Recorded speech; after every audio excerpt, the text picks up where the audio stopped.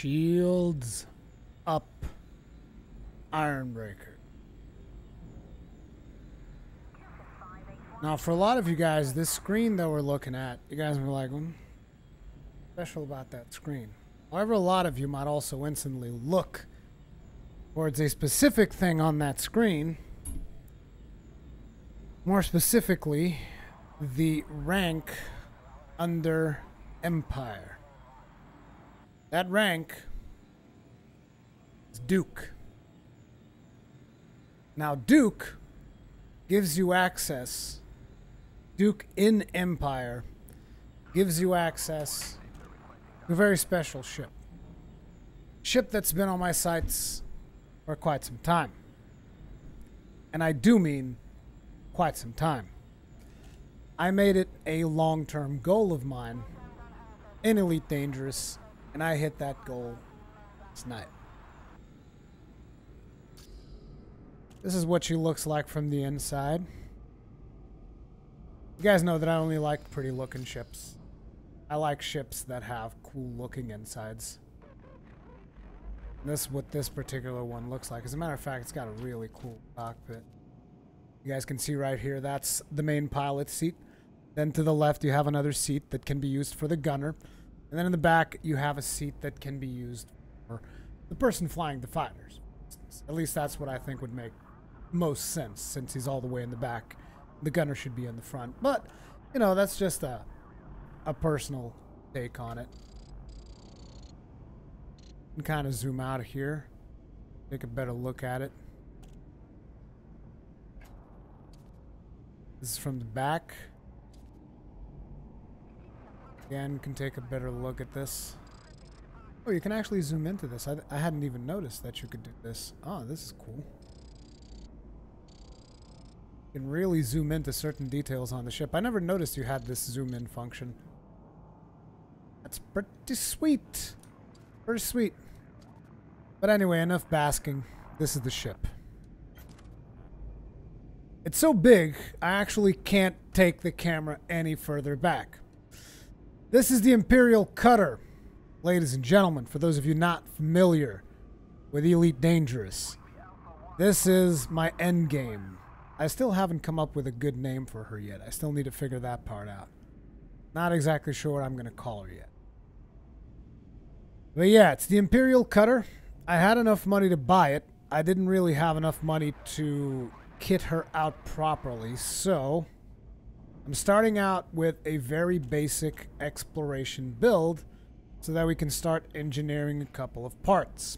Namely, the frameshift drive and the thrusters. As far as I'm concerned, are probably two of the most important things on any spacecraft. Then again, that is my personal opinion. You don't have to agree with it. It all depends on what you're using your ships for. Me, I like my ships to be as fast as they possibly can be, and I like them to jump as further as they possibly can. But yeah, this right here is the Imperial Clipper, and it marks my ability to really suffer to get something that I want. Because anyone that knows anything about Elite Dangerous will know that getting this particular ship is a pain in the ass. Therefore, that's why one of the topics of this live stream is my new ship. The other topic in this live stream is the worst problem in Elite Dangerous. Well, this is what I consider to be the worst problem in Elite Dangerous. I figure that whether or not this is the worst problem for you is going to depend on the choices that you make. Like, if your main thing is doing combat, maybe it's not as big of a deal. Then again, it can be a big deal if you want to get a Federal Corvette, which basically means you have to do the same grind that I did for the Empire, but you have to do it for the Federation. Now, why do I consider this to be the worst problem in Elite? Because a lot of commanders will tell you, oh, just play the game, you'll eventually get it. No, you won't. No, you won't. I'm sorry. Like, listen, I have the utmost respect for people that have been playing this game for longer than I have, for the people that have supported this game for much longer than I have. I've only started playing Elite Dangerous in 2017, so in the grand scheme of things, I'm a complete noob when it comes to the mechanics and the, you know, the background simulation, the details, and the grind, so to speak. In the grand scheme of things, I'm a complete noob. But I do believe that I have some say in it now that I've personally done the grind. I do believe I get to say a couple of things about it. I've done the grind to get this. And I've been speaking about this grind not being a worthy thing in the grand scheme of things in Elite. I think it's one of the worst aspects of the game. This is my personal opinion. Like, other people will be like, oh no, this thing is the worst thing. That thing is the worst thing. To me, it's like naval rank is the worst thing about Elite. And why is that? The reason why I think that naval rank grind is the worst is because there are a lot of ships that are basically locked away behind the rank grind in Elite Dangerous. There's a ton of them. And in order for you to actually experience some of the cool things that you can do in the game, you need to do the rank grind. And this is when some more experienced older commanders will say, oh, you're just supposed to enjoy the game and the ranks will come. And that's when I have to say, no, they don't. They really don't. Because, like, the first thing I wanted to get, like, the first real objective that I set to myself when I got onto Elite Dangerous. First, I wanted to understand how the game worked. Then the first ship that I wanted to get was the keelback. Once I got the keelback, my enjoyment of the game increased easily tenfold. I started enjoying the game much more because I got the ship that I wanted. And I was just like having fun with it. I was doing quests. I was running missions. I started exploring passenger missions. Started doing all kinds of cool things. And ultimately, I really enjoyed my time with the keelback. I still think it's one of my favorite ships in the game. I love the keelback. I think it's a fantastic ship. And I had a lot of fun playing with the keelback, and I made a lot of money playing with the keelback. But naturally, there's an order to things, and you start wanting something bigger. As you get what you want more. And so I started looking at all the ships available, and I was like, okay, this ship looks cool, that ship looks cool, and that ship looks cool. And then eventually I was like, okay, now I know what ship I want next. I want the Imperial Clipper. Because I really like the way the Imperial Clipper looks. A lot of people tell me this ship's real fast, and it's real fun. I want the Imperial Clipper. And that's when I first hit the naval rank grind. That's the first time that I was exposed to it. Because basically, you want to get a Clipper, you gotta get good with the Empire. And I started looking it up and started figuring out how to do it. And that's when I started hearing for the first time people saying, oh, you don't focus on getting it. It just comes naturally with the game. And I was like, oh, okay. So I do a couple of missions, and I start focusing a little bit on doing missions for the Empire. But mostly I was just doing missions as they came. And I noticed, wow, this really is not working the way people say it is. Like, they're saying this thing's coming, and it's not. Like, I'm gaining, at the rhythm I'm going, I would be gaining like 5% on the lower ranks a week. Something of that nature. And I was like, no, this doesn't feel right. So I started looking up better ways of doing it, and obviously in come the rank grinds of Vuginagi and all these other things that you can go and do. Right? And I'm like, okay, so let's do that.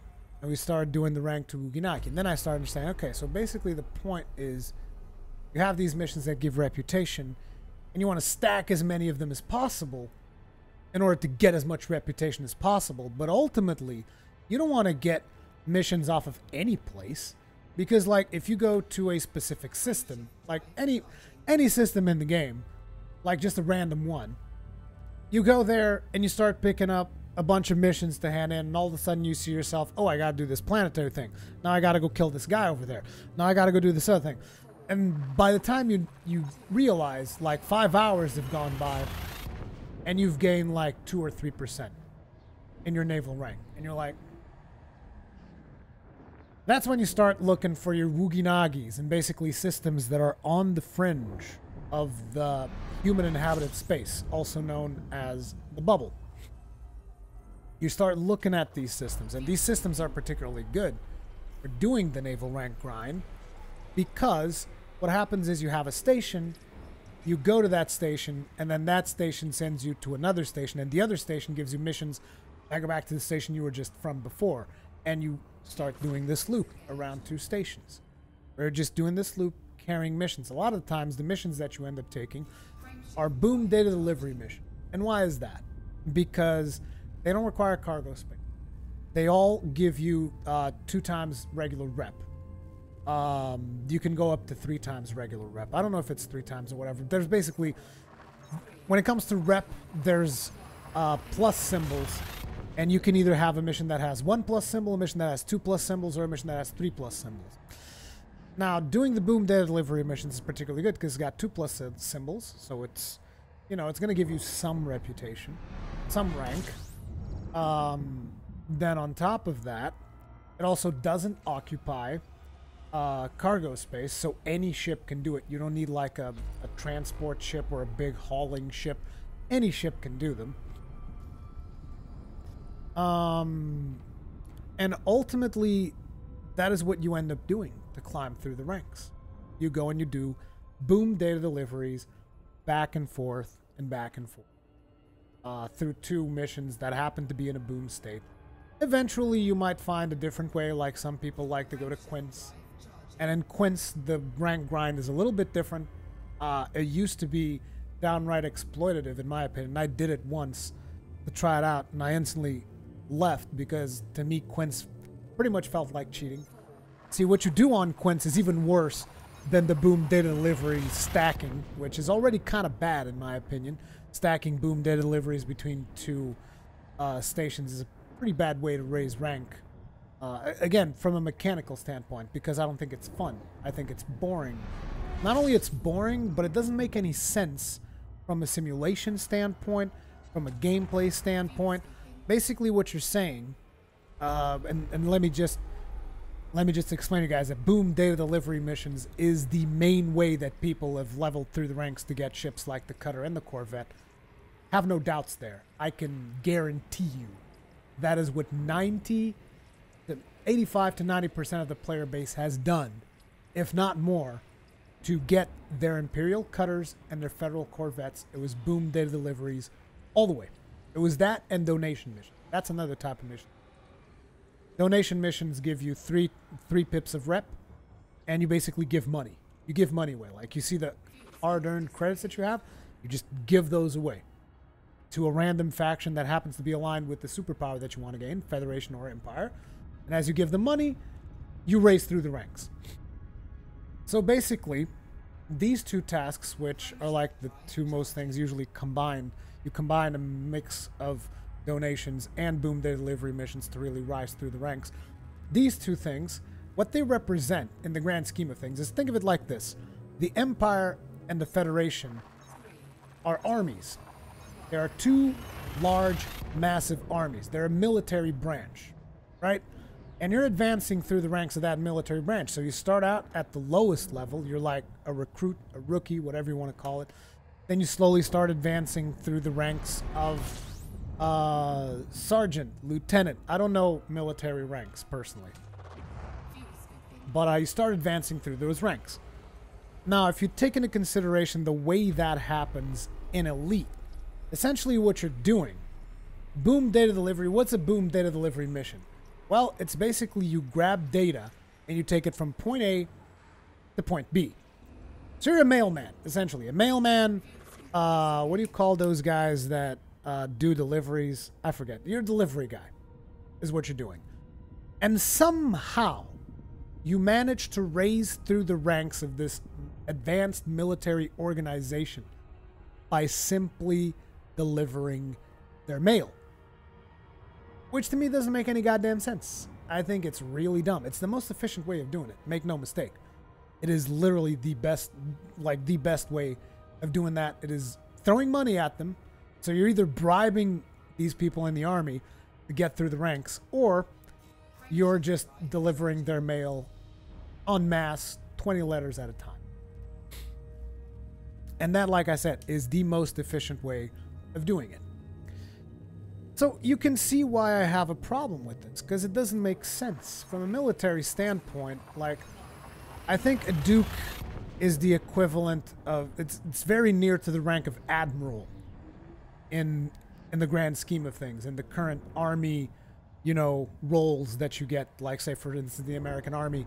Being a Duke of the Empire Navy in Elite Dangerous is very close. It is what is immediately above being an Admiral in the military, which is a pretty big rank. Now, what are your skills as an Admiral? You're really good at delivering mail. Like, that's your skill. You're really good at delivering mail. Actually, no. You're really good at delivering mail in bulk and giving people money. Those are your two main skills. See, you can understand why I think that this is a serious problem. So it's not a fun thing to do. Like, I love this ship. I haven't gotten to use it all that much yet because I only got it last night. I love this ship. And I needed the rank in order to buy this ship. So I did the grind to buy this ship. And unlike a lot of people who like to go, this was what my friend was telling me, if they ever change it, you're going to be one of those guys that goes, back in my day. And whenever I go back in my day, I always just say that in a jestful manner. I never really mean, like, oh, back in my day, I used to, you know, we delivered the payload uphill, both ways. You know, that's the kind of thing. I don't usually say that in a realistic sense. I don't actually mean it. I might say that every now and then in a joking manner. That's the only time you'll ever hear me say something like that. But basically, my friend was saying, if they ever change this, you're going to be one of those guys that's going to go, back in my day, you had to do it much more harder way. It's like, no. As a matter of fact, I hope they change it. Hell, if they changed it today, I would still be happy. I don't care.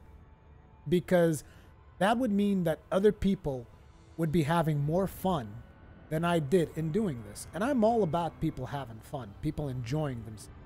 To me, that is more important than whether or not me having done something a certain way that happened to be harder. And I think it should change. And I'm not saying it should change, it should be easier. I'm saying it should change as in they need to change the missions that you have to do in order to race through the ranks. Because being a Royal Mailman is not really, you know, is not really a fun thing. I don't think it was a fun thing. So to give you guys an idea, what I did last night, and in case you guys want to get the rank yourselves, to get a cutter, right now, I'm not sure if the systems is still in boom. Let me check real quick. But I went to, I saw this on Reddit. I always look on Reddit for systems that are currently. So your best bet, if by the time you're watching this video these systems are no longer viable, is look for Reddit. There's probably someone else trying to do it as well. But we came here to HIP 8758, which is currently not in a boom state anymore. Last night it was. So I'm not sure if it is viable right now.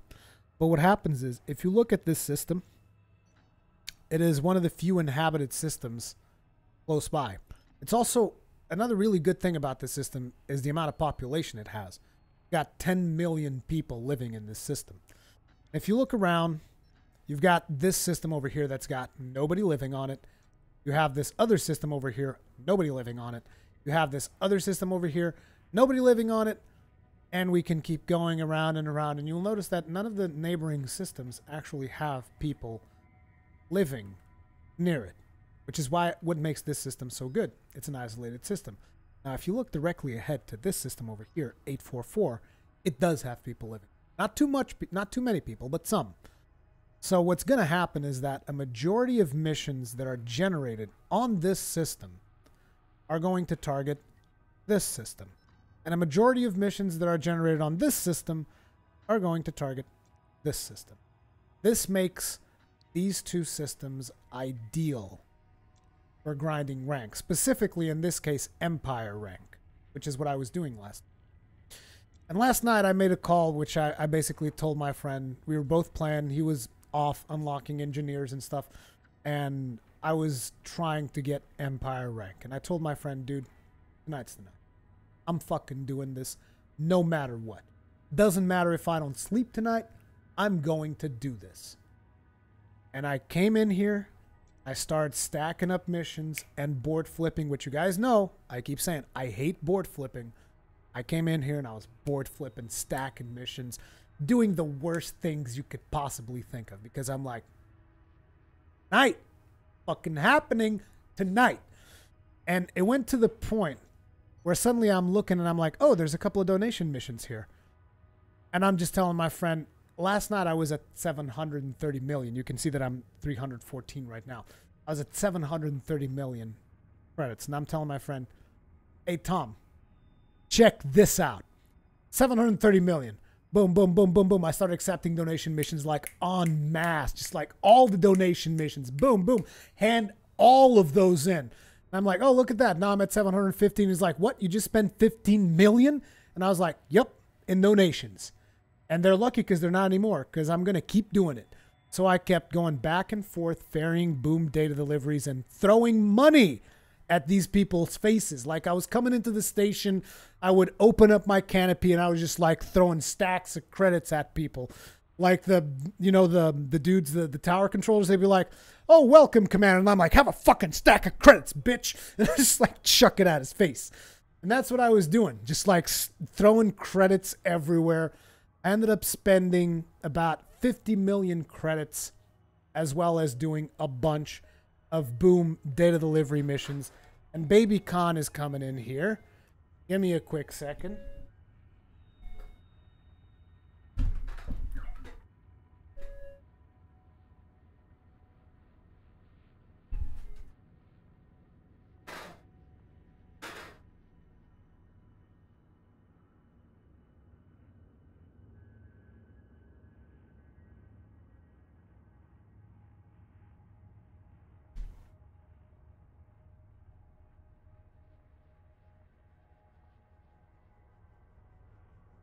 Sorry about that, you guys. Baby Khan just kind of bursted in here and he had this really, really loud toy and I didn't want him to like interrupt us. He did interrupt us anyway, but anyways, I was saying, so I spent a big portion of the night throwing credits at the people in the station of HIP 8758. And even on 844, sometimes there would be donation missions there as well. So I was just like going back and forth doing the whole mailman thing. And eventually I got the rank, and it was not a fun time. And I was getting stressed out because I spent a lot of credits that I really shouldn't have. It was just the whole thing where I said to myself, I'm doing this tonight. I don't care what happens. Like, I didn't care if I was going to throw 200 million away for rank. If that happened last night, I wouldn't have cared. Because I was really, really just like, that's it. It's going to happen whether you like it or not. And that's why I say, when other commanders, like, you'll get a lot of posts like this. Whenever you go somewhere in the forums or in Reddit or something, and you go and you ask, what's the best place to go and grind Empire rank or Federation rank? You'll get a lot of commanders that are like, you shouldn't do it like that. It'll come in time. It won't come in time. If you don't set your mind to it and actually grind it out, it's not going to come at all. It's just not. Like, people will say it will, and it's like, yeah, sure, it will. Like, maybe 5 years from now, 10 years from now of playing Elite, maybe I'll have the rank, but it's like, do you really want to be playing Elite 10 years and then you get your Clipper? By then, they're going to have, like, 20 new ships on the game, you know?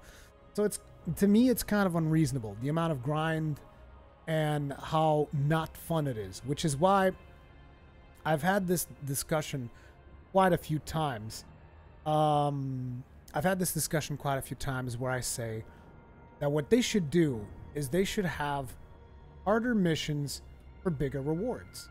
I'm talking about missions that are legit hard, that would demand you to equip your ship in a certain way. Because, like, that's one of the most fun things to do in Elite, is equipping your ship to do certain tasks.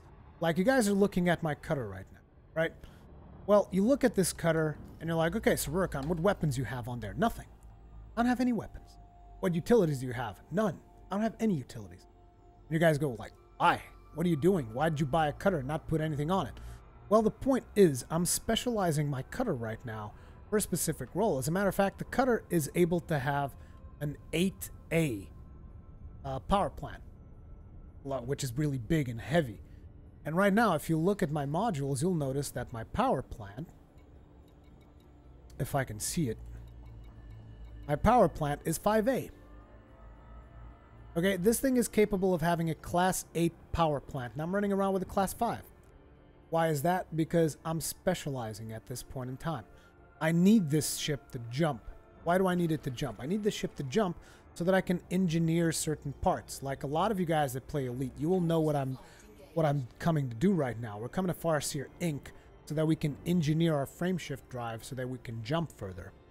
And so obviously I want my ship to jump as much as possible. And that's what I'm talking about, doing builds that are focusing on a specific aspect. And that would be fun. Like for instance, right now I'm doing a build on this cutter whose specific purpose is only let me jump as much as I can.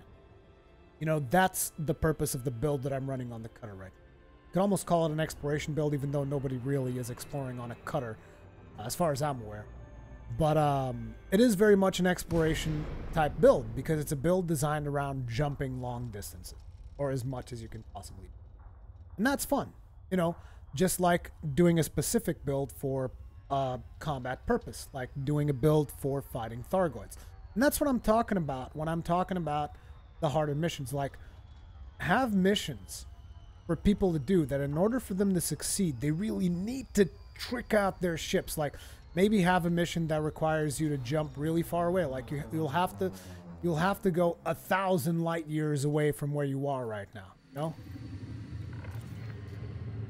This is going to be my first planetary landing on the cutter, by the way. But as I was saying, like, imagine having a mission where you would actually have to travel 1,000 light years. But not just that, because not everybody wants to travel. Some people want to do combat. So instead of that, have them have to actually do something where they need to really trick out their ship for combat. Like, they need to really stack that stuff. Hull reinforcements with proper armor and really good hard points and sustainable hard points where they will have to fight a really tough enemy that's not just going to one-shot them, but it's going to demand them to be somewhat coordinated, which you can do now because you have fights like the Thargoid fight. The Thargoid fight is a very good example of a particularly challenging combat encounter that doesn't just require firepower, it actually requires skill and tactics. And to me, that's more important than requiring heavy firepower. But like, have ships specialized to do that. Or maybe you could have a mission that requires someone to haul an extremely large quantity of cargo. So they would have to get like a Type 7 or something and deck it out with cargo racks and then haul that cargo. And they could be interdicted along the way.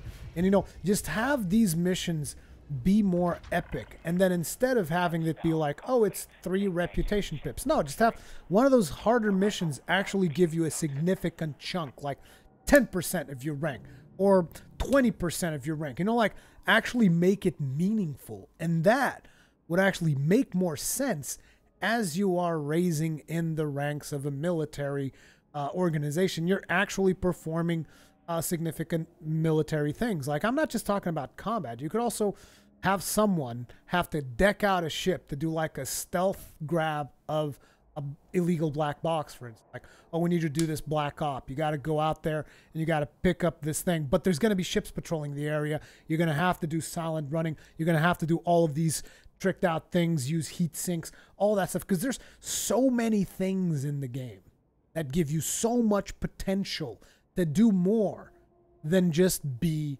a space UPS guy. You know, that's what I'm getting at. That's the kind of passion that I would like to see when I'm grinding through the ranks. That's what I would have liked to have experienced, like to actually advance my career in the military. Like, I would have liked to see, no, you have this mission right here that's actually going to raise your rank by like 20%, but you have to go and kill 20 Federation ships. You know, like 20 combat-equipped Federation ships on this conflict zone. You have to go and deal with that. You know, that would be a much... And those missions are already in the game, but like have them, I don't know, tweak out the ships at the conflict, or maybe limit the amount of things that I can take into the conflict zone to make that thing a little bit harder. Like, those missions are even in the game already. You just have to adjust the values of how much you would get for doing those missions. Because right now, There's nobody rising through the ranks by doing combat missions. That'd be dumb.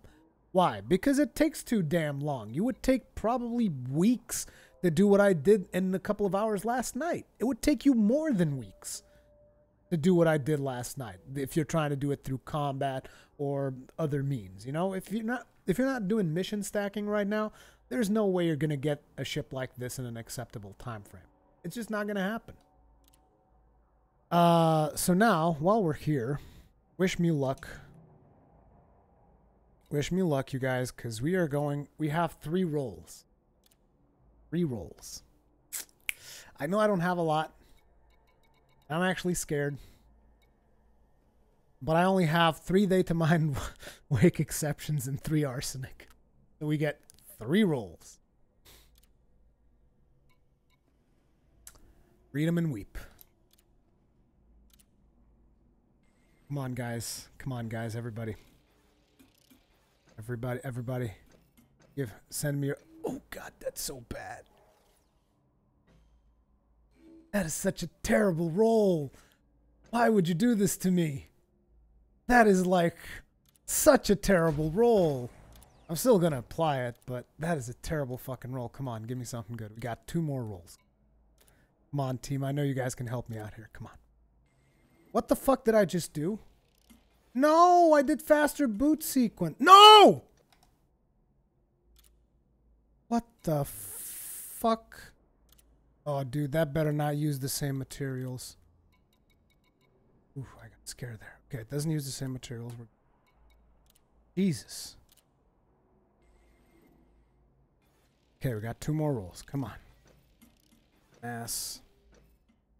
Dude, what the hell are these garbage rolls? Oh my God, these rolls are so bad. What is going on?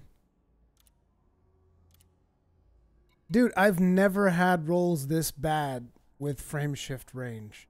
Never once I've had rolls this bad. Come on. Oh my.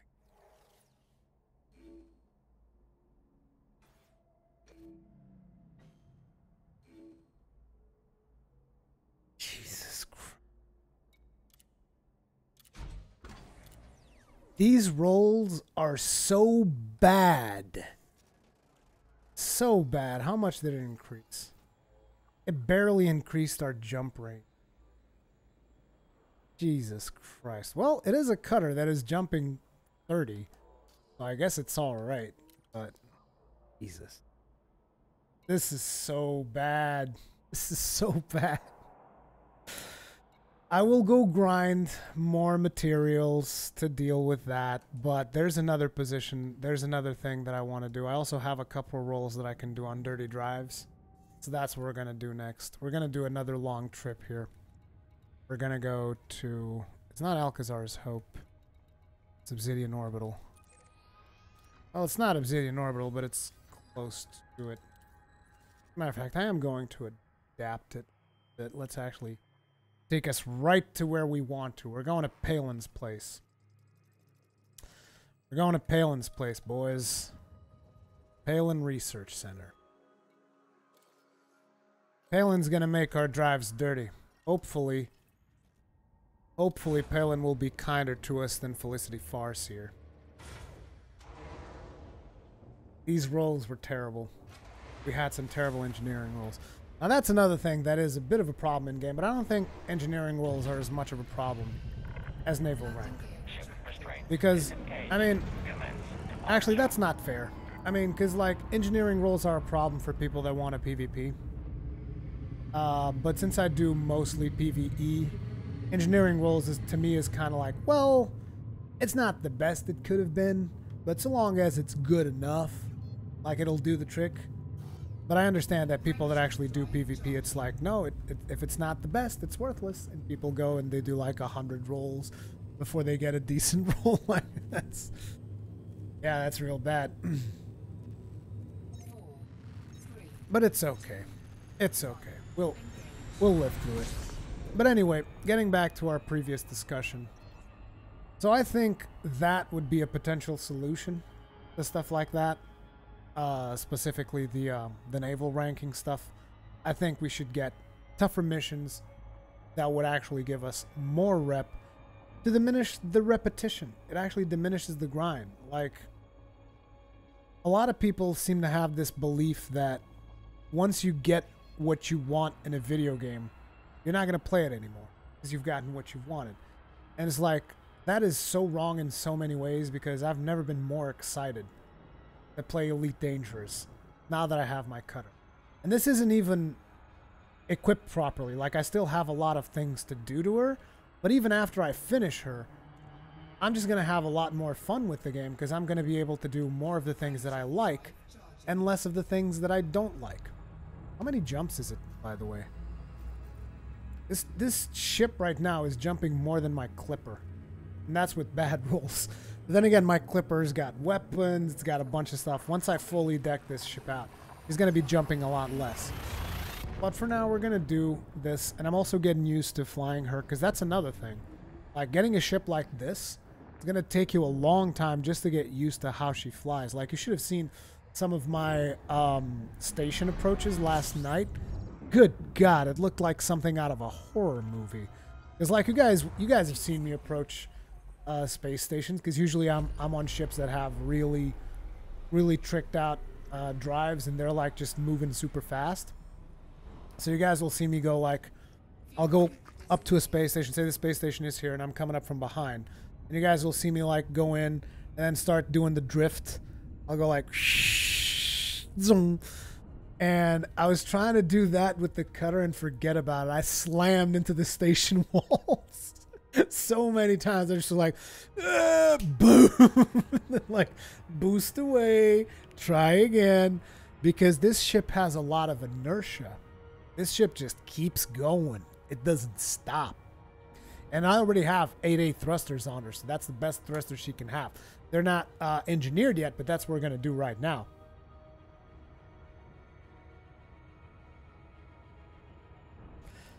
Or Smith Huggy. We're replaying this since PS4 release and has already hit way further than I've made on Xbox since launch. I feel sick. You shouldn't feel sick, dude. It's like, I've been really addicted to this game. And look at the way the ship looks on the outside. I love this thing when she's... I think this is only when she's charging her FSD, like it launches those fin-like things. It's so good. Look at that. Doesn't that look friggin' amazing? I think this ship is probably one of the most beautiful ships in the game.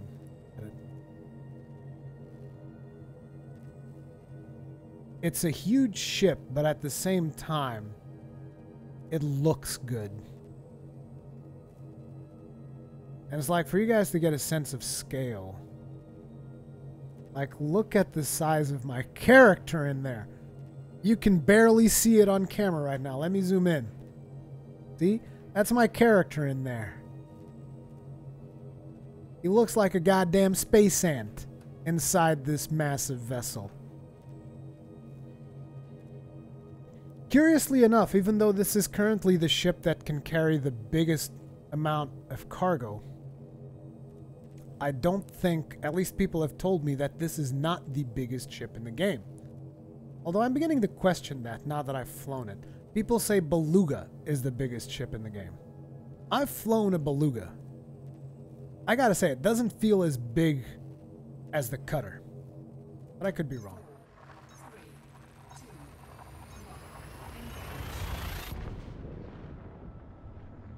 Need some green Neo also to become a space Chinese restaurant. Nah, dude. Kidding me? As a matter of fact, I've been looking through the colors. I'm not a big fan of the colors that you get on this. I can show you guys those once we get to Palin's. I can show you guys the livery and show you the different colors that you can get on her. I think there was one that you could get at one point, which is like full chrome. That one looks cool. I don't think gold is that amazing. I'm not a big fan of the golden skin on it. I do like the white skin. The white skin, I think. Let's look at this. This is a ship that imposes respect. Not to mention, it's got probably the coolest cockpit I've ever seen. Well, that's not right. I also really like the Federal Assault Ship's cockpit. So there's that. But, yeah. That is my interpretation of one of the biggest problems in the game, which is naval rank. And I know that a lot of people will say, you don't need naval rank to enjoy the game. You can play with the other ships. But it's like, I don't like a lot of the other ships. Like, a lot of people are like, Furtherland's so good. And I'm like, dude, I hate the Furtherlands. I don't like the way it looks. I don't like the fact that it's got no fuel. I don't like the fact it can't jump worth a damn. Then other people like the Python. Python's fantastic. And I do agree with that. As a matter of fact, the next ship, probably a long, long time from now, the next ship that I will probably do is going to be a Python. Because the Python can land in outposts. The Python can land in medium landing pads. And I want to have a ship that can land in medium pads and can do trading runs. So I will eventually get a Python as well, but I'm probably going to deck it out mostly as a trading vessel. I'm not going to deck out the Python as a combat vessel because for combat in that specific tier, I already have a Federal Assault Ship and an Imperial Clipper. And even a courier, although I'm considering getting rid of my courier. Because even though I like my courier a whole lot, I'm thinking about I'm going to leave my Clipper in the bubble moving forward. And I'm going to be doing exploration mostly in the cutter and the Diamondback. I'm still not sure. I'm thinking about taking a trip out to Colonia in the cutter. Kind of like her true maiden voyage. Take her out to Colonia on the cutter. And I was thinking about potentially even doing like a short series where I would just go like, Commander's Log, here's something really cool that I've seen today. Check it out. Well, I think that could be an interesting series for exploration, because I've done a long trip, but I wouldn't really consider that I've done an exploration trip. Because that trip was mostly so that I could unlock Palin and do all that stuff. My main concern about going out to Colonia is that there's so many interesting things happening around the Pleiades sector right now that just feels like a disservice to go to Colonia. And going to Colonia, like, I don't know how many of you guys actually play Elite, but I'm sure that there's probably a lot of people out in this stream right now that don't actually play Elite. But those of you that don't play Elite, to give you guys an idea, like, we've been talking and I've been traveling, and let me see if I can actually show you. So we started this stream here. We've been traveling non-stop. Since then, we've went all the way here to Desiat. We've basically made this little course that you guys are seeing here in gray. Right, you can see it. We went from here to Desiat, and then we started going down here. We're currently in the Hyades sector. We still have this thing left over all the way until we get to the Pleiades sector. And you guys are like, wow, that looks like a long way that you've done so far. So that trip from like Desiat to the Pleiades is somewhere around either 300 or 400 light. I don't remember exactly how much. 300 to 400 light. Right? Well, going to Colonia, which is here, you're talking about 22,000 light years. Actually, Colonia is not here. Colonia is a little bit further back, I think. This is Sagittarius A. Colonia is somewhere else. But ultimately, you're talking about a real time investment if you want to go from here to there. And that's what I'm talking about doing in a cutter. Which, again, is not the best idea, but I think it would be an interesting series that you could do.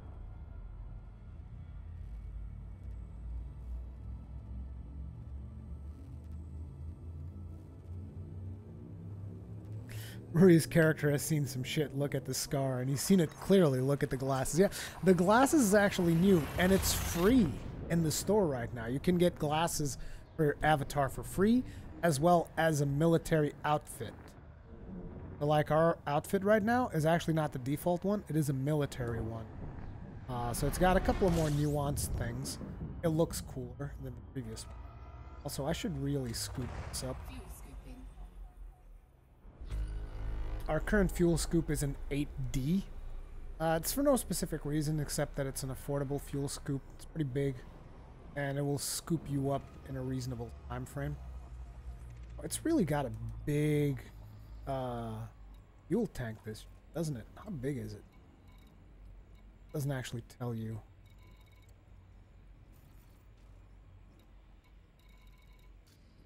I don't know exactly how to see certain information. Wish it would show you more than... It just shows you the... I think that the tank is like a 6. It's a class 6 fuel tank if I'm not mistaken, but yeah, it takes a lot of fuel, this ship.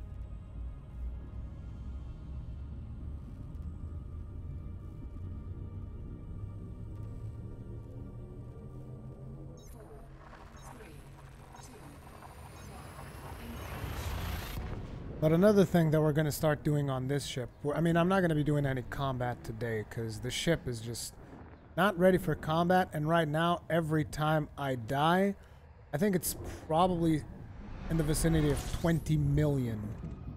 Every time I die on this ship, it's a significant loss.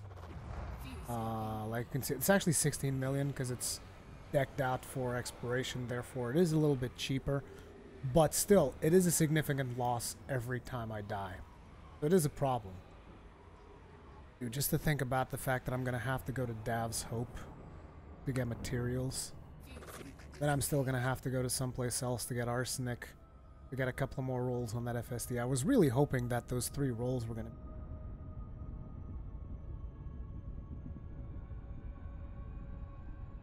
Where's the cons cast, Rui? Oh, I got to get a cons cast out one of these days. I do have to do it. But yeah, guys, I do have to say that even though I did the grind, and I don't think that the grind is fun, it does feel great to finally get the cutter. The ship that I've wanted for a long, long time. And now I just need to figure out how I'm going to deck her out entirely. Still don't know. My current objectives is just like engineer the frameshift drive, engineer the thrusters, because it's particularly important for me to engineer the thrusters because that is going to change the way that I fly the ship. The way the thrusters work is going to change a lot about how I fly this ship. So it is important for me to get a feel for the thrusters. Oh, look at those. Those look pretty cool. Those 2 suns over there, they're like right next to each other. See, this is the kind of stuff that you will see while you're exploring. Even though we're not really exploring right now, we're just going towards Palin. But this is the kind of things that you can see out there during exploration trips.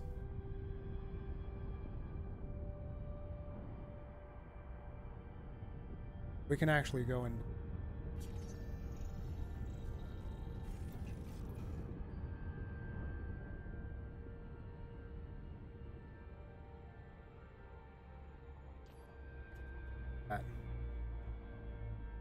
Doesn't that look cool as hell? Oh no, looks like the fins are on whenever you're in Super Crew.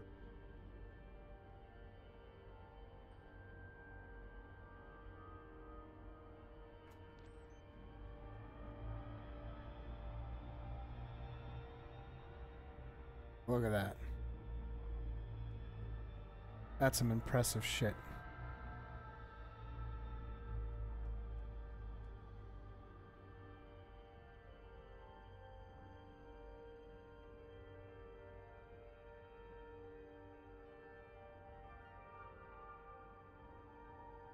This game is so visually impressive.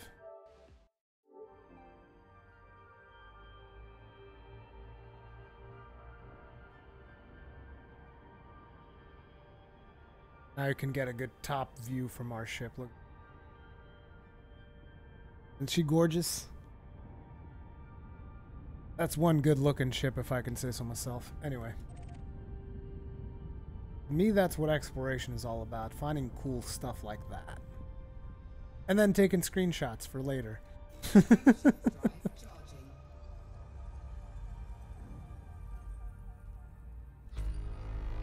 Such a pretty rear. Yeah, it is.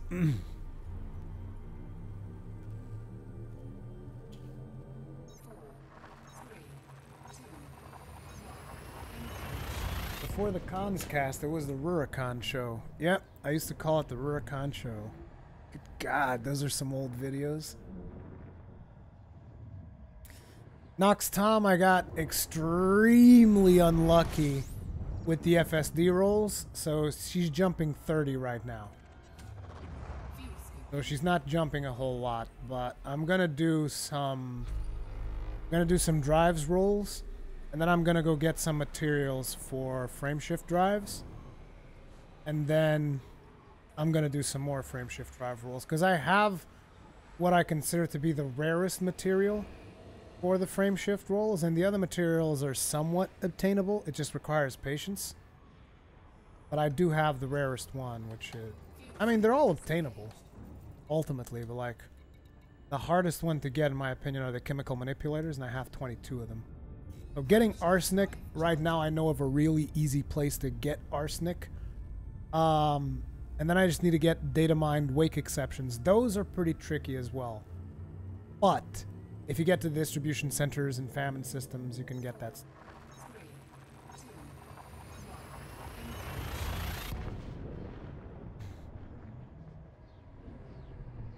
I didn't believe?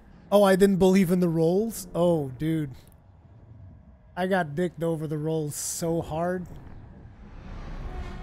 Felicity Farseer was probably just laughing in the background. She was like, ha! Got another one. That was Felicity Farseer in the background, just like pointing and laughing. She was like, you got yourself a cutter? Look at that roll. You like that shit? Oh, man.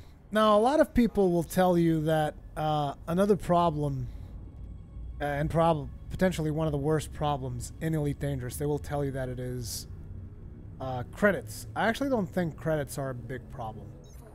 I think there are plenty of ways to do credits and make profit. I just think that some players aren't willing to do the work. Now, would it be cooler if it was easier? Maybe.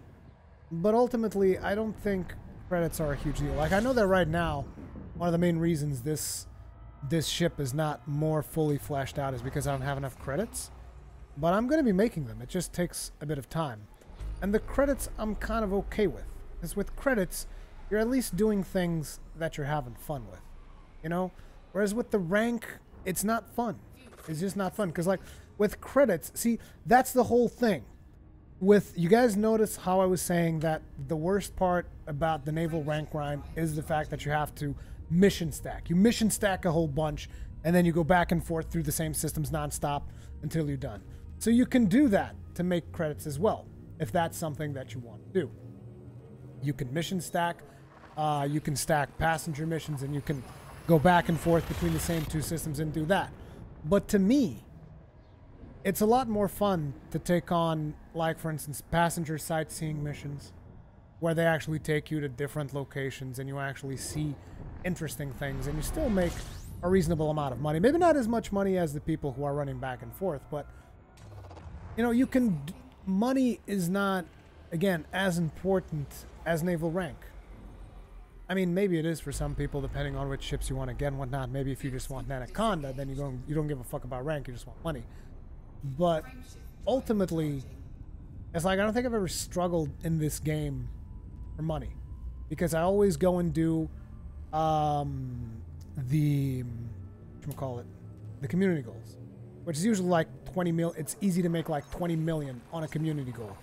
That's kind of like easy money, and there's always community goals every week. So as long as you keep up with those a little bit, I think we might be getting hyperdict. Are we?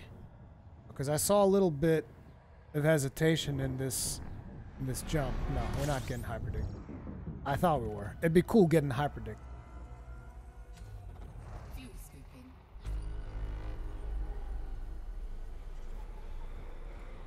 But as I was saying, it's like, it's pretty easy to keep up with community goals, except with the exception of when you got those rare runs, dude. I hate the rare runs. The rare runs, dude. I freaking hate them.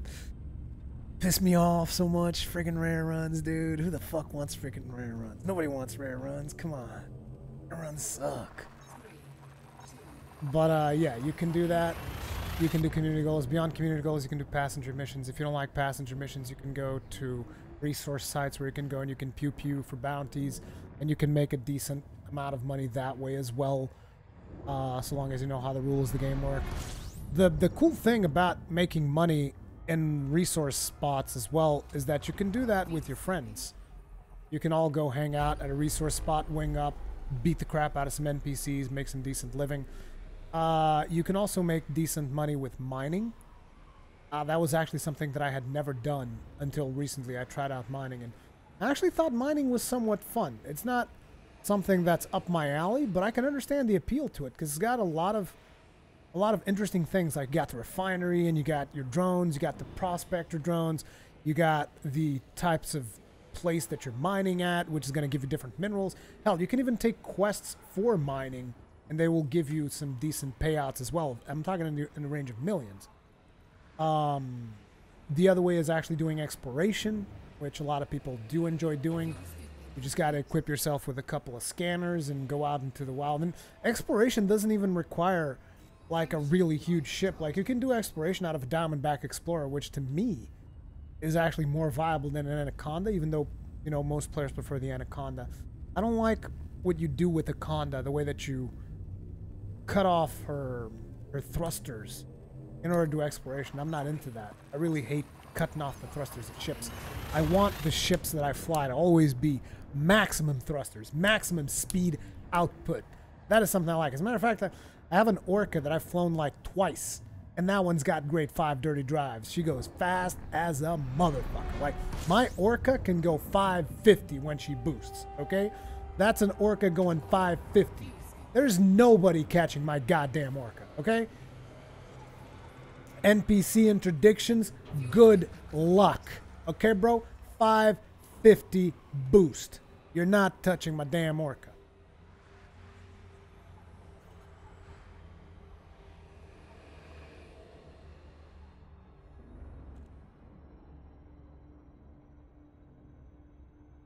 Just missed the time when Ruri played Dark Souls with Kyriot and Stylosa. Kyriot and Stylosa, dude, I love that. That was so much fun. You fancy a bit of Dark Souls? A bit of Dark Souls? You like a bit of Dark Souls? A bit of Dark Souls with the shields going up. Yeah, I know that sounded terrible, but it was actually shields. They had shields, and they would be like spamming the L1 commands. Would be like, you like a bit of Dark Souls? A bit of Dark Souls? Just like... Those were some fun times. I had a lot of fun with that playthrough. Gabriel Batista, I always had this question. Where does Bloodborne come in the Dark Souls universe? Does it even have anything to do with it? No, it does not. Like, a lot of people will come up with fan theories and stuff like that.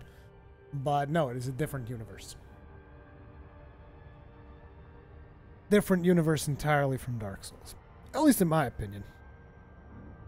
Some people might say it's not, but to me it is. It's not a FAP, it was the shield. It was a shield, like when you raise up your shield in Dark Souls. I just don't have...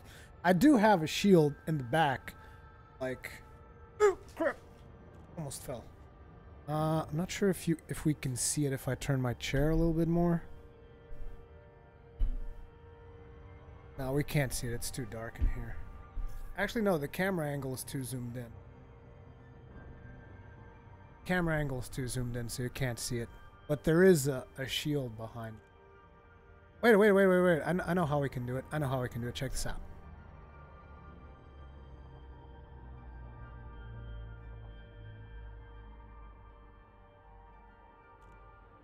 See that right there? Oops. Right there? That's a shield. That KI stands for Khan's Ironbreakers. That was made by Jersey. That's the Ironbreaker shield.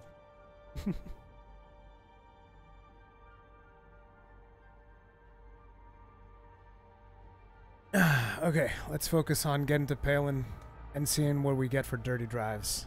Palin, I believe in you, man. I did a lot of alien missions for you, man. You're not gonna dick me over on these dirty drives. You're not gonna dick me over on these dirty drives. I believe in Palin. I believe in the Lord. I believe in Palin. Dude, that's some family-friendly content. Oh, God damn. This video is gonna get tagged as unfriendly towards advertisers. It's so unfriendly. It's so unfriendly. Oh God, what's interdicting us? Oh, we're getting interdicted by a clipper. I can't fight. I can't fight because I don't have weapons right now. And I'm not gonna be able to, like, I would actually try to ram him with my cutter, but I can't ram him. Because we still don't have dirty drives, and I don't have the shield that I'm going to get for this ship. Which is going to be an 8C Biweed.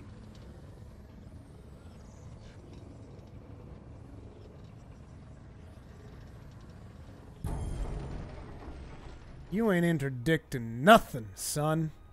Interesting, I don't think I've ever been interdicted by an Imperial Clipper. That is the first time that's ever happened. Me getting interdicted by an Imperial Clipper. Never seen it happen before. Not even exaggerating, it's just never happened.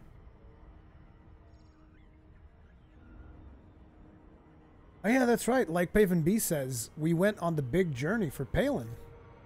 Palin was the one who took us on a big journey.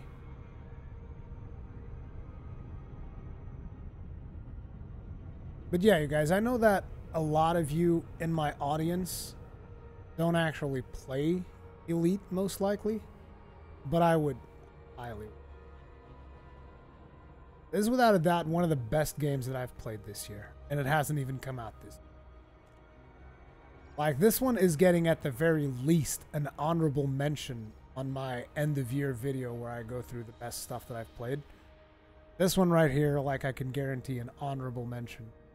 And it's not getting, I'm not putting it on a list simply because it's been out for quite some time. But goddamn, I never thought I would have enjoyed this game.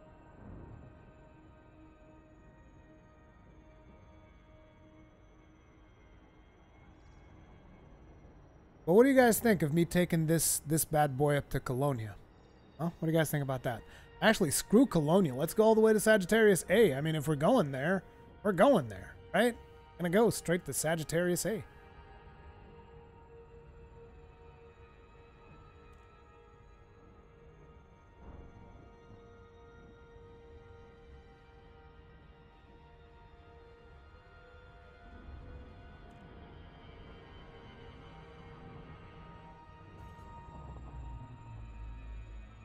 My second planetary landing with the cutter.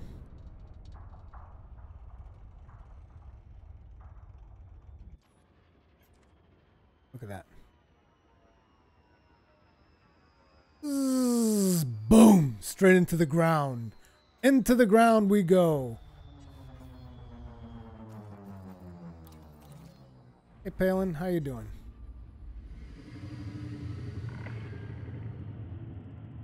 Docking permission authorized. You may proceed to landing pad 03.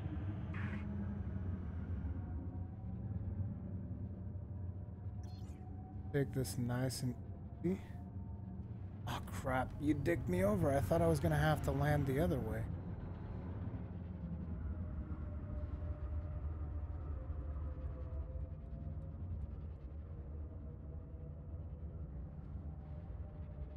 Eesh, damn, she's heavy. She is heavy. Warning, landing gear not deployed. Yes, it is. Warning, landing gear not deployed. Shut up. Landing gear deployed. See? Told you. Takes a while. She's a big lady. She is one well-endowed lady. Dude, we nailed that landing. Ship secured. This ship moves so much better than the Anaconda, it's not even funny. Not even funny. Okay, now then. Engines, thrusters, dirty drive. Okay, guys, counting on you. We got 4 rolls on this bad boy. 4 rolls. We had 3 rolls for frame shift drive. We got 4 rolls for dirty drive, but Palin likes us, okay? Palin likes us. I believe in Palin. I believe in Palin. At least it's more than half. Jesus Christ. Optimal multiplier plus 1%.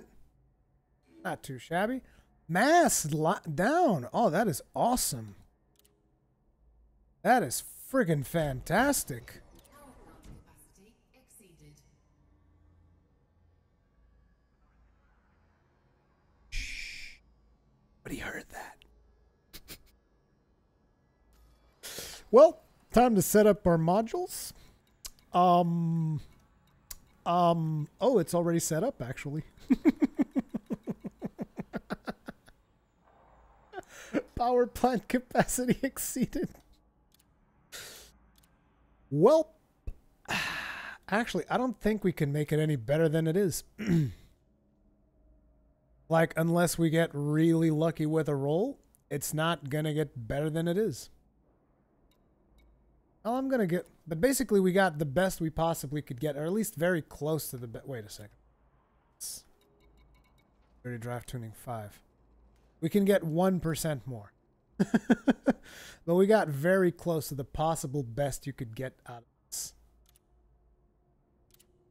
But I'm going to try it again. I don't have to apply it if I don't like what I get. Holy crap, he's actually giving us more. Look at that, and it's improving everything else. Ooh, optimal mass! Less power draw! Yeah! Oh, that was really good. Dude, we are getting really good rolls on this. Still exceeded. That's fine. That's fine. Hey, dude, can you make it even better? Can you make it even better? Dude, if you can make it even better, come on. Do it. I mean, I don't think I'm going to be engineering a ship anytime soon. Oh my god, if I get a modifier on the optimal multiplier right there. Thermal load. Less mass. This is... Well, I think we have one more roll. Yeah, sure, let's try it again. What the hell with this? That's gonna suck unless I get a really heavy multiplier. Get integrity. And more power draw. No, that's it. But I'm happy with optimal mass. That's bad. I'm happy the way it is. I'm happy the way it is. Yeah, discard it. It's all good. It's all good, bro. You didn't dick me over. You're an alright guy. It's out of curiosity. I can probably get more. I can't get more than... I would need a god tier roll to break that. We need to actually go and get more arsenic. Then after that, we need to find the famine system. That's got a distribution center. So let me set a course for where I go and get arsenic. But I'm very curious to see how fast we can go. Holy crap, how far away is this? 384 light years. How far is LT? Because if this is closer... 376. How much is the other one?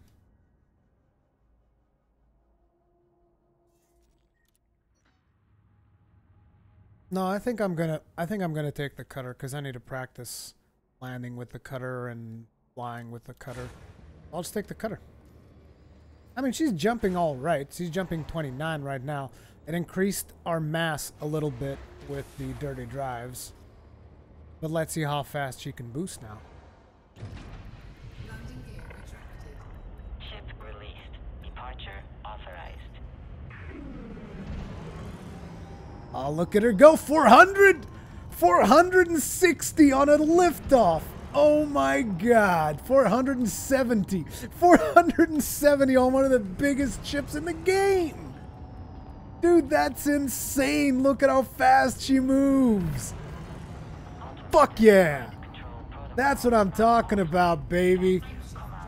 The cutter has left the building, son. Booyah. Grade 5 dirty drives. Fuck yeah. That's what I'm talking about. Dane Farjo, what did you think of Elex, Rui? Like I've said, people have asked me that a couple of times today. It's like this. Elex is not going to blow your mind from a technical standpoint. That means visuals, animations, they all look like those of a budget game. So what does Elex do for you then? What Elex does is, at least in my opinion, from the looks of it, it crafts an interesting narrative, and it seems that it's giving you a lot of choices as to how you want to tackle that narrative, as well as a lot of choices in how to explore the world of that game. So I thought the game was real interesting. The problem that I have with the game right now, as you guys know, most of the games that I play, I do tend to play them on the PlayStation 4. It's just a personal preference. And on the PS4, there's also a lot of technical issues on it. Like, I'm talking terrible frame rate, but worse than terrible frame rate is extremely inconsistent frame rate. Like, it'll go from 60 to 10 to 20 to 40 back to 25. It's weird, okay? It's just like all over the place. It's very poorly optimized. But other than that, there are some things that did attract me in that game. So I want to see if they can optimize it a little bit. GOG actually sent me a PC copy of Elex as well, so I can check that out. Assuming it's going to be working a lot better on the PC. I don't know. I was not... What really turned me off to the game was the technical limitations on it, as well as the dated visuals and the somewhat wonky animations on other things. But it feels like a very deep RPG on a lot of other things. There you go. It's like if you can look past its visuals as well as animation shortcomings, I think there might be a good game under the hood. Get to a potential waifu called Nasty. Ashen Thornwolf Witcher 3 has set the bar incredibly high. There is basically an argument to be made if you haven't played Witcher 3, which is my case. I haven't played Witcher 3 yet. Like, if you haven't played Witcher 3, why would you play it? There is an argument to be made there. However, if you have already played Witcher 3 to exhaustion, there's also an argument to be made for Elex. Again, depending on whether or not you can look past its visual and technical shortcuts. Like, I'm not trying to sugarcoat it. That game has some problems. As a matter of fact, a lot of people, even the actual fans of Piranha Bytes that were in my stream yesterday, they were saying the game's got some jank. That's true, as apparently a lot of Piranha games have some jank to them. So there's some serious jank in that game. But I can also see past it and see that there is potential for some good things to come out of it. It just depends on whether or not people are willing to look past the jank. Is it a PC or console port? I would say it's a PC. The way it looks.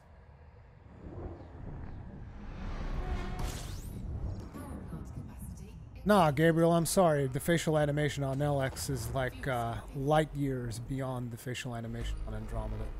Which is a really sad thing to say. Oh, man. How many jumps do we got? 11 jumps.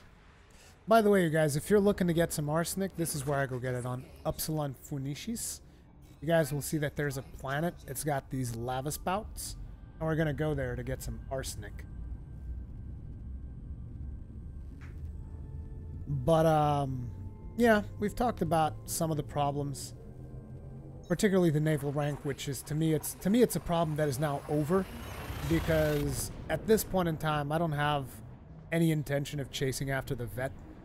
So it's like I've bought my cutter, I'm happy with my cutter, and it's going to take me a long time to even think about doing rep grind again. But if I ever do end up going the Federation rep grind to get myself a Corvette, I would really appreciate it if by the time I get there, if that rank has been shifted, if it has changed, and if it is different. I think that would be a cool thing. I think that would be really, really awesome. Judge Radamantis, I did enjoy watching that beast gank you twice, though. Dude, I got ganked so many times by so many beasts in Elex. What about that one time where I brought that big-ass mutant right up until the city gates and it just started murdering people? That's something you can do in Elex. See, like, those kind of things where you can basically break the game in weird ways. That is actually a good thing. Like, the fact that the game allows you to bring a massive monster to a city, and that massive monster just starts killing people, and you can then loot those people, like, that to me adds value to a video game. You know, because most games wouldn't allow you to do that. The monster would leash back to its spawn point and tell you, fuck you, I'm not chasing you. That monster, like, I was super surprised with the way it worked, because basically it aggroed me.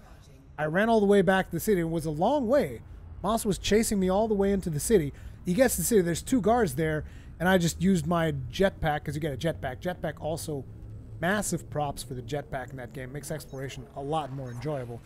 But I get the jetpack, and I jump to a place where the monster couldn't get to me, and it just starts killing the guards. And I could potentially aggro him, bring him deeper into the city, get him to kill even more people. And that is a very interesting aspect, because it's something that you could essentially do if that was a real situation. Even though, of course, as real as a post-apocalyptic sci-fi fantasy scenario could ever be in real life. But if that was actually happening, that would be a situation that you could actually do, right? You could take a monster, run into a city, the monster would get in there and start wreaking havoc. And it's good that they allow that sort of thing to happen. Even if it breaks the game in some weird way, like, oh, you killed quest givers now. Fuck. Like, that's fine. Whatever. You broke the game. Your problem. Start over.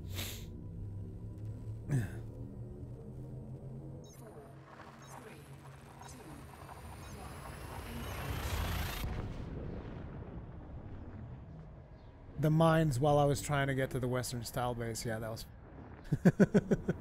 Speaking of mines, that's something I've never used in Elite Dangerous. I'll try that out sometime, see how that works out. Like, get a ship, go to a conflict zone, and just, like, bomb the fuck out of everything. Just tactically mine the entire place, and everyone's ships are exploding. I'm also considering, for hard points on the cutter, going Pack-Hound missiles. Like, we can get 4 racks of Pack-Hound missiles on here if I do the power play for that specific power. Which would mean putting Denton Patriots on hold. So I'm trying to get Denton Patriots for the advanced plasma accelerators. So I could put that on hold and go work towards whichever faction has the Pack-Hound missiles. And then I could engineer the Pack-Hound missiles for quantity. And then I could put 3 beefy-ass pulse lasers on this ship. And maybe even do a hybrid between the sniper. Because I could just have 3 really beefy lasers. Gimbal pulse. Maybe even have them be efficient.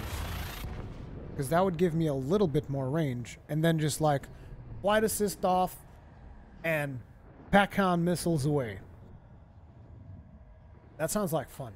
I just have to figure out who I have to work for the Pack-Hound missile. Is anyone in chat here knows which power is for the Pack-Hound missiles? I'm going to Google it after the stream. I'm just curious if you guys know which power does the Pack-Hound missiles.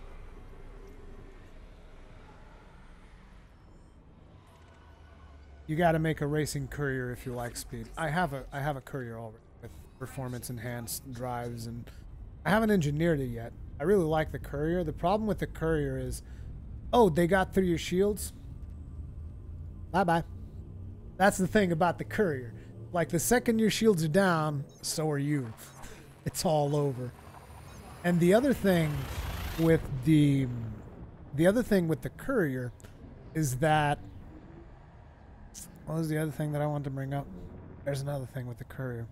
Oh yeah, the other thing with the courier is that when your shields go down, they don't come back up. Like, you'll have enough time to go into super cruise, dock at a station, and by the time you dock at a station nearby the res spot that you were at, the shields still haven't come up.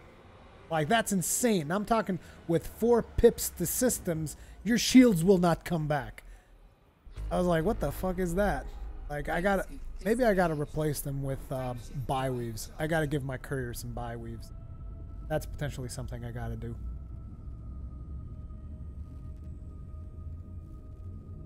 Definitely a shady character. Who, Leong Rui? I'm not gonna say that I bought this clipper from this cutter from Leong Rui, but I did buy this cutter from Leong Rui. I mean, with a name like Rui, how can you go bad? You know, you can't go wrong with a name like Rui. The guy's obviously an okay dude. Like, everyone's just painting him out to be a villain. I don't believe the books. I think Leong Rui is actually a really okay guy. I think the books are all lies. Everybody writing those books are liars. They just can't stand because, like, Leong Rui is making massive bank because he's selling people on the cheap. And people can't compete. You know, it's just like China in the real world. Everything is fucking made in China because it's cheaper. It's just like China in the real world. Leong Rui's just got like sweatshops of ships. He's got his shipyard sweatshops over there, which is pretty fucked up. But that's what he's doing. Maybe he's not an okay guy after all. I take that back. Because having sweatshops kind of makes him not an okay guy. I do not endorse the usage of sweatshops. Oh, man. How far away are we from our jump spot anyway? I just wanted to show you guys, because this place is actually pretty cool, the place where I go to get arsenic. Because I'm probably not going to be able to... Oh, shoot, I don't even have a goddamn... I don't even have a wake scanner on me, because I'm going to need to go get a wake scanner. Damn it, I should have gotten a wake scanner while I was at Merope. Because I've been curious if Thargoid wakes actually give you data mined wake things, weird wake things.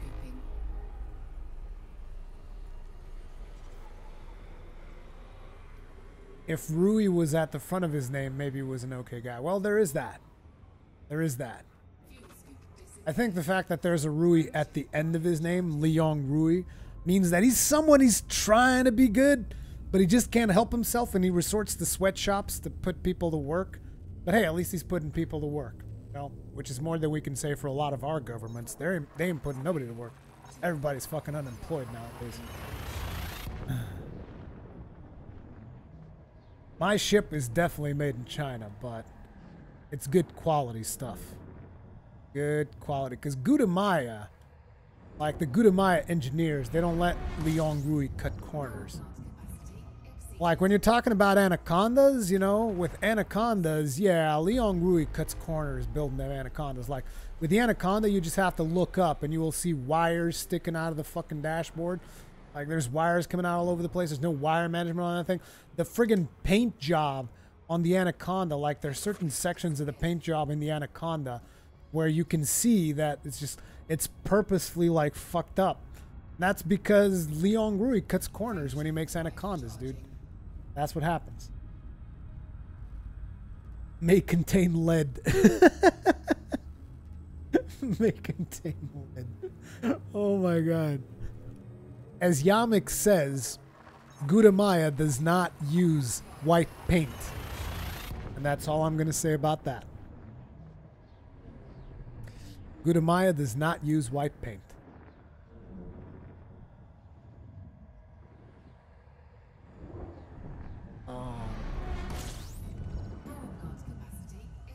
One system away, and we're about to do a different kind of planetary landing. What do you call a planetary landing that is not on a space station?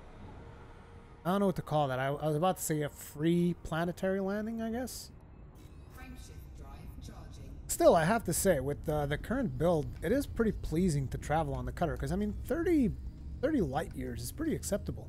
And we're going to be optimizing the frame shift drive even more. So I'm assuming we can get it eventually up to 40? Maybe 35? 35 light years is not that bad for, you know, a ship this size. It's not that bad, particularly when you take into consideration that it's 35 light years with the best thrusters this ship can have. Already engineered, you know? It's not that bad. Not that bad at all. Fuel scooping. Although we also have to take into consideration we are using currently light armor when I stick a fucking military reinforced, because there's no way I'm getting reactive. Reactive's like $500 million to put reactive plating on this ship. Insane. Insane.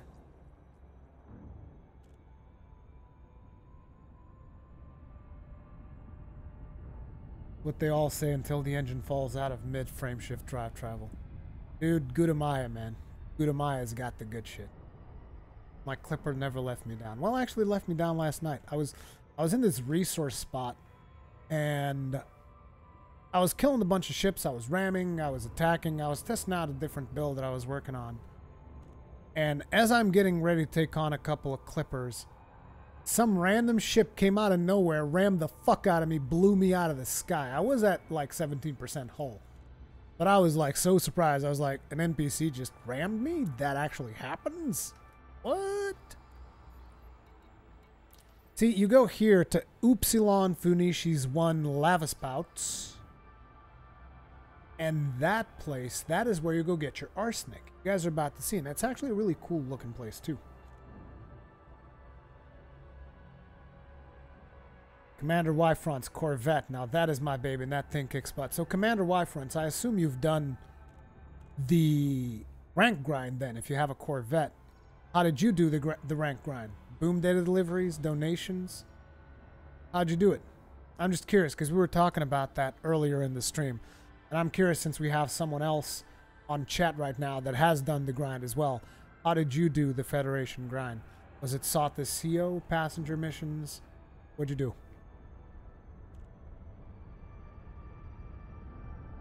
Because I think that's going to be a good point. Because we've seen how I did the grind, and I've said specific things about how I believe other people did the grind. I mean, because ultimately, whether you did passenger stacking or boom data delivery stacking, okay, so you've gone from being a glorified mailman to a glorified bus driver. Doesn't make a lot of difference in the whole argument I was trying to make earlier.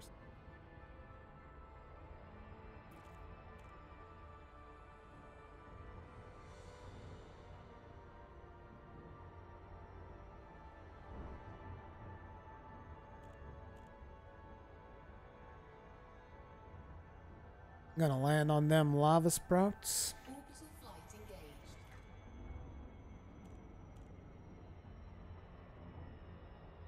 Falcon DeLacy Cobra Mark III. Cobra Mark III is one of the best ships in the game, and don't let anyone else tell you otherwise. Cobra Mark III is a really good ship. I used the Mark III while I was leveling up a little bit on the PC on my way to the Diamondback Explorer, and that is a really good ship. Took you about 2 years, spent a year in a Type 6. See what I mean? See what I mean? Like the commanders say, oh, that thing will happen eventually. Took him 2 years. 2 years to do the naval rank grind to buy a Corvette. Spent 1 year playing on a Type 6. Unreasonable. I think that's unreasonable. But what types of missions were you doing, Y-Fronts? That's what I was talking about. Were you actually focusing on it? Were you just doing whatever?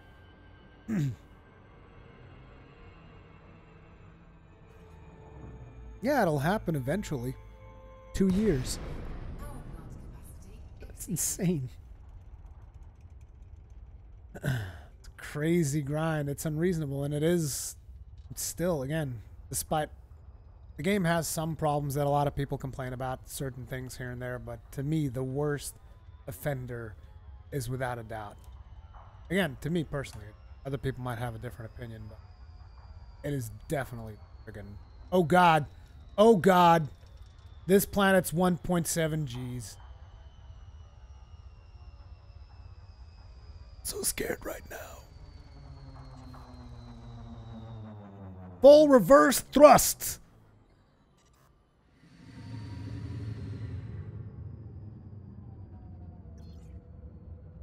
God, we're still going too fast. Going way too fast.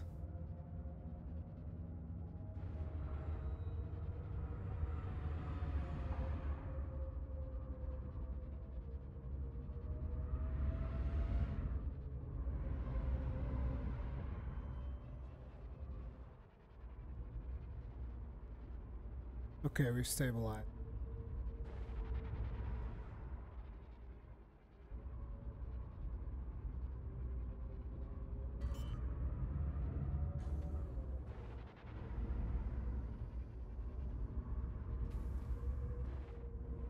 Landing gear deployed.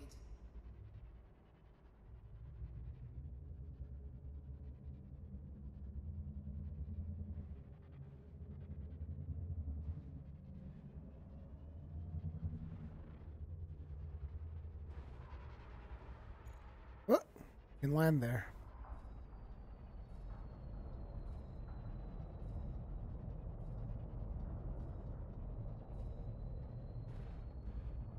I saw a landing.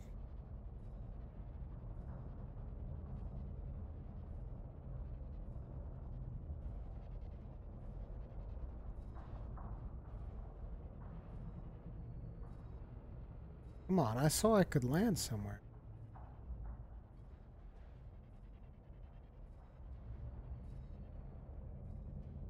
Ah.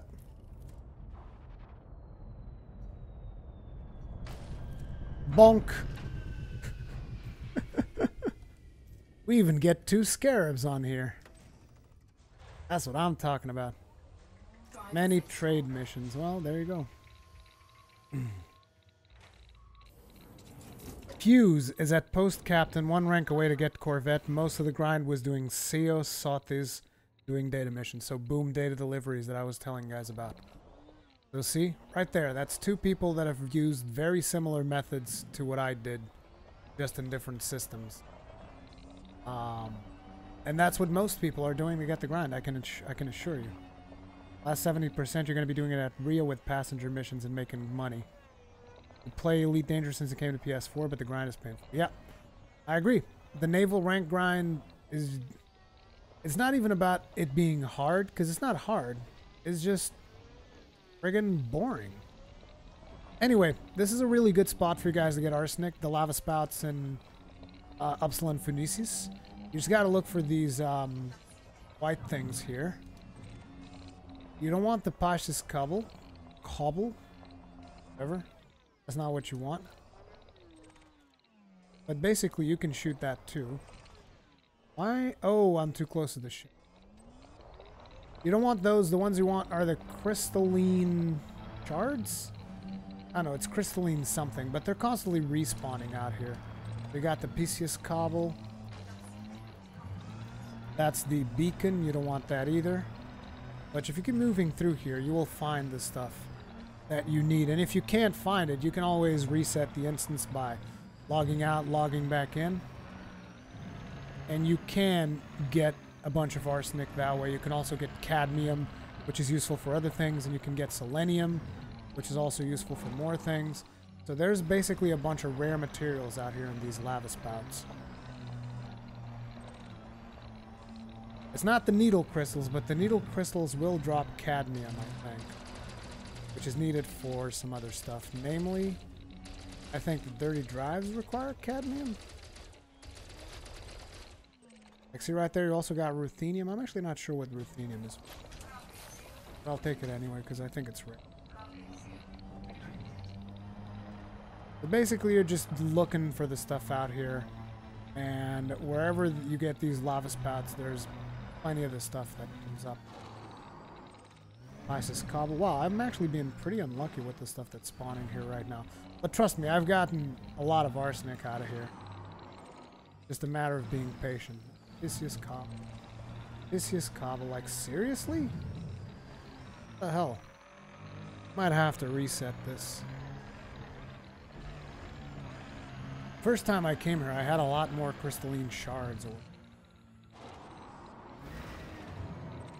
Yeah, crystalline fragments. This is what you want.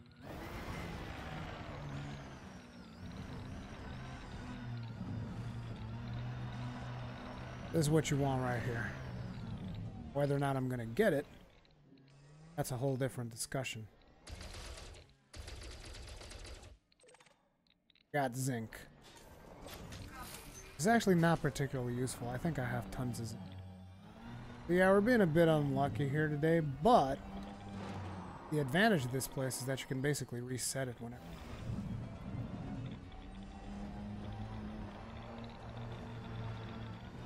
And it looks cool while you're doing it too, because you can see the little jet vents and stuff. I think that looks cool. Set there. Head. See what that one is. It's a PC's cobble. I'm not a big fan of resetting instances, but at the same time, I'm also not a big fan of having to grind for arsenic.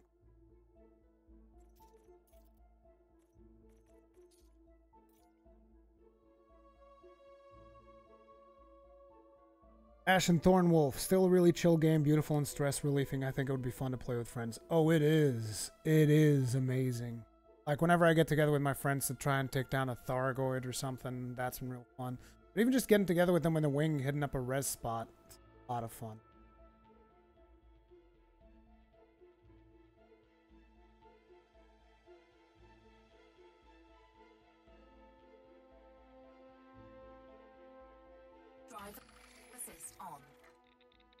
This cobble.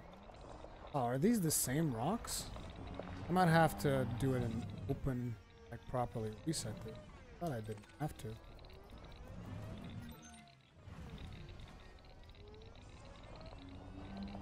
Oh, there's like 3 of them.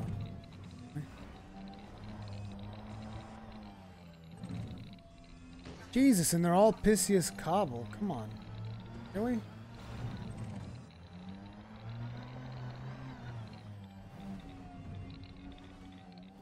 Oh, and by the way, this wasn't, I'm not trying to take credit for finding this spot. I saw this on a down-to-earth astronomy video.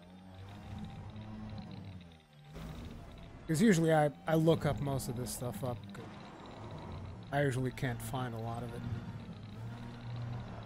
This.